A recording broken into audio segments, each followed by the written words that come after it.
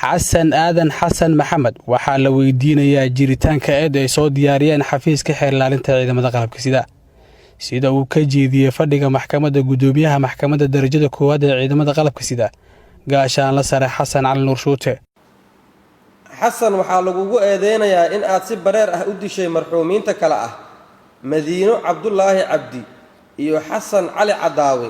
taariikhdu markay ahayd 24 bishii afraad 2020 dembigaas oo ka dhacay degmada Boondheere ee gobolka Banaadir.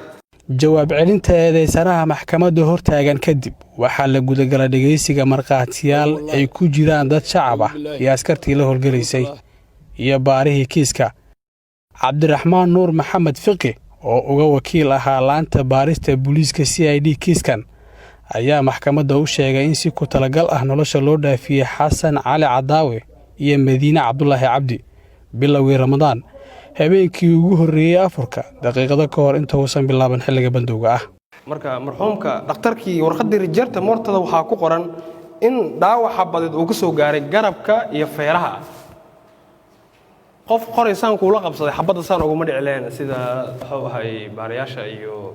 qolada waxa ay crime investigationka ay khibradooda bataaba. marka goobtii waxaa ku noolaa dad aad u danyara hataa oo in hub loo adeegsado aysan aad ahaan u fiicneen oo xarooda kaliya ku filneed. marka eedeysanaha wuxuu isticmaalay awoodiisa wuxuu xabad si bareer ah ugu dhuftay marxuumka waxayna ugu sii gudubtay marxuumadda oo waliba cunug yariisa oo dhashay oo umul ku jira cunug yar waa soo aragnay waan soo sawirnay waan soo diyaarinay galkiisa iyo warbixintiisa ilaa hadda xaalad aad u liidata ayuu ku sugan yahay cunugaas. xafiiska xeer ilaalinta ciidamada qalabka sida ayaa maxkamadda la wadaagay cadeemaha dambi muujinta sida warqadda cadeynta dhimashada marxuumiinta oo aysan ka muuqan taxadir habka isticmaalka hubka ah sida isticmaalka xabad afsaar ah. jenaraal cabdulaahi buule kamey xeer ilaaliyaha guud ee ciidamada qalabka sida ayaa weydiistay maxkamadda in lagu xukumo ciqaab u dhiganta qodobada ku xusan ee dooda. ammaanka oo u furan inuu la galo qoray xabadii dhuunta saaranta horta qaladka koowaad bay tii labaad sida dhakhtarku soo cadeeyay iyo sawirka marxuumka saad ka arkayso xabadu meesha ay qofka ka galayso way yartaa meesha ka baxaysaa weyn laakiin marxuumka meesha ka gashay way weyn sababtoo qoriga afsaar buu ahaa afsaar buu u saaray wadnaha uga saaray sidaa darteed maadaama uu dil bareer ah u dilay marxuumka waxaan codsanaynaa in ciqaabta u qalanta oo ay qorayaan aayaadka qur'aanka iyo qodobada aan ku soo eedaynay oo ah dil toogasho ah. qareenada u doodaya eedeysanayaasha ayaa maxkamadda weydiistay in la saaro magta askariga taliska booliiska